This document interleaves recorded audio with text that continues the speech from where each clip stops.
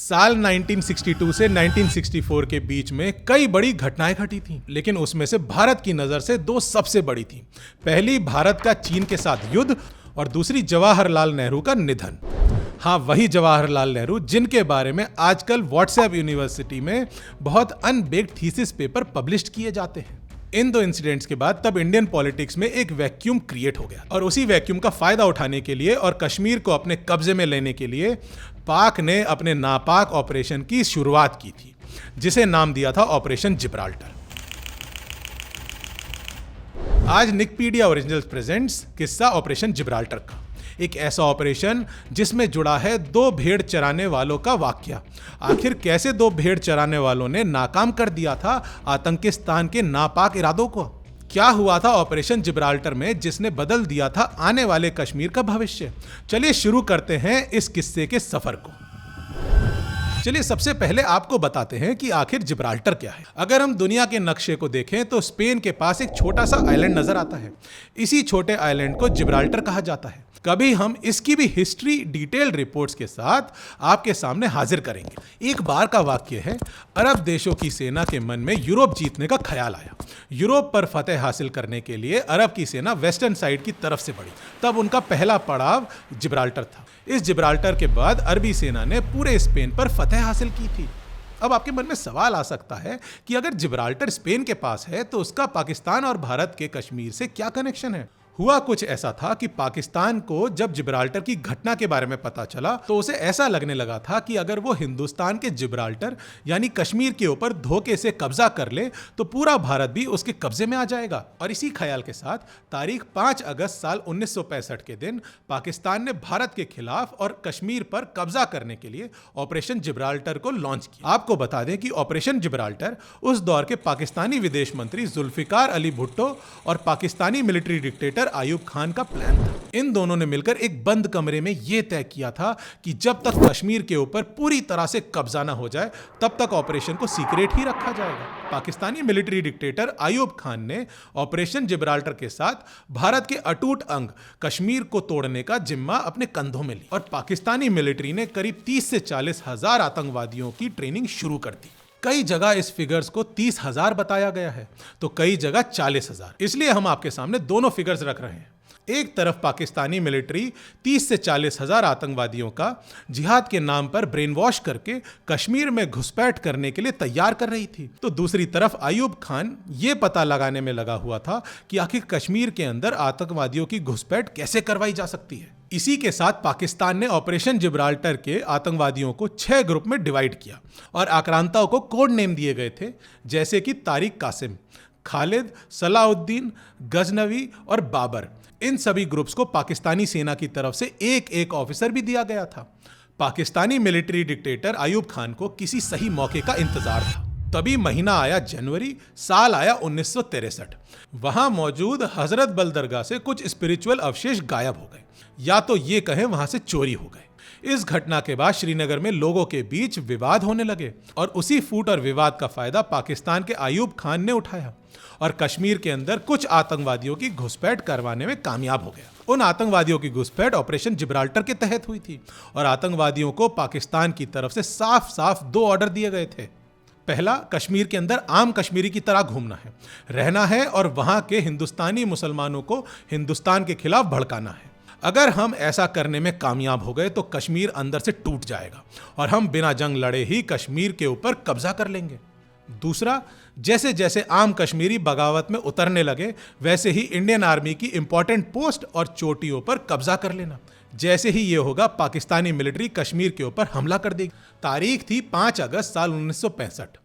पाकिस्तान के आतंकवादियों ने घुसपैठ करते ही घाटी के हिंदुओं के साथ बर्बरता शुरू कर दी। कई लोगों का कत्लेआम किया।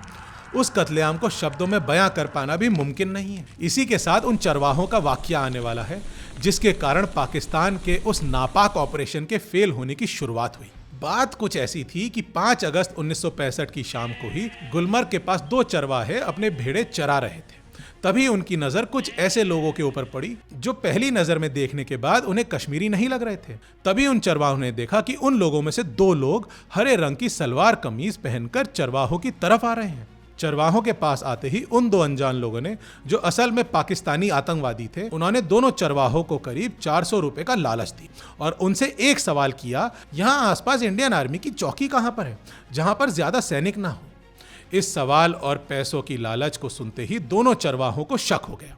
दोनों ने पैसे लेने से मना कर दिया और तुरंत इंडियन आर्मी की रेजिमेंट के पास पहुंचे। दोनों चरवाहों ने इंडियन आर्मी की रेजिमेंट को पूरा वाक्य समझाया। उस दौर में इंडियन आर्मी के वेस्टर्न कमान के प्रमुख जनरल हरबख्श सिंह थे। उन्होंने दोनों चरवाहों के क्लू को हल्के में नहीं लिया और भारतीय सेना के जवानों को सर्च मिशन में लगा दिया। जब इंडियन आर्मी ने सर्च मिशन चलाया तो उन्हें पता चला कि पाकिस्तान की तरफ से भेजे गए आतंकवादियों का पहनावा और रहन सहन बिल्कुल कश्मीरियों की तरह ही था। ऐसा करने के पीछे ये वजह थी कि भारतीय सैनिकों को लगे कि ये कश्मीर के ही नागरिक हैं, लेकिन जल्द ही पाकिस्तान का ये प्लान फेल हो गया। कश्मीर के लोगों ने अपने बीच रह रहे इन पाकिस्तानियों को पहचान लिया और इसकी खबर भारतीय सेना को दे दी। भारतीय सेना ने शुरुआत में ही कई लड़ाकों को गिरफ्तार कर लिया। भारत ने स्पेशल कमांडोज को इन लड़ाकों को पकड़ने या मारने की जिम्मेदारी दी। इसके बाद तारीख 8 अगस्त साल 1965 की सुबह आकाशवाणी स्टेशन पर ऑपरेशन जिब्राल्टर को खत्म करने के लिए चलाए गए मिशन में पकड़े गए पाकिस्तानी आर्मी के 4 ऑफिशियल का इंटरव्यू चल रहा था। उस इंटरव्यू में पाकिस्तानी सेना के ऑफिशियल ने पाकिस्तानी विदेश मंत्री जुल्फिकार अली भुट्टो और पाकिस्तान जनरल आयूब का पूरा प्लान बता दिया और साथ में यह भी बता दिया कि इन दोनों ने मिलकर ऑपरेशन जिब्राल्टर की प्लानिंग की थी। यह इतना खतरनाक ऑपरेशन होने वाला था कि पाकिस्तान बिना किसी युद्ध के कश्मीर के ऊपर कब्जा करना चाहता था। इस ऑपरेशन के बारे में बात करते हुए इंडियन आर्मी के वेस्टर्न कमान के प्रमुख जनरल हरबख्श सिंह ने कहा था, ऑन पेपर ऑपरेशन जिब्राल्टर बहुत ज्यादा खतरनाक था।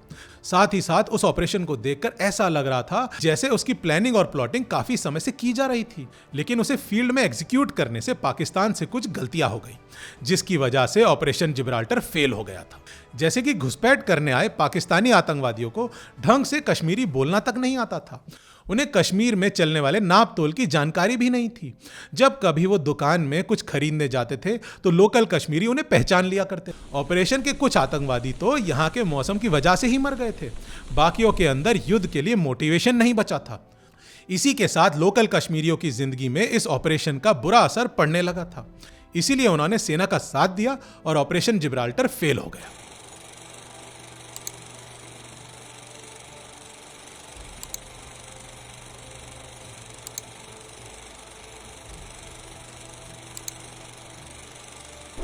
ये थी कहानी एक ऐसे ऑपरेशन की जिसकी मदद से आतंकिस्तान बिना युद्ध लड़े आतंकवाद की मदद से भारत के कश्मीर के ऊपर कब्जा करना चाहता था।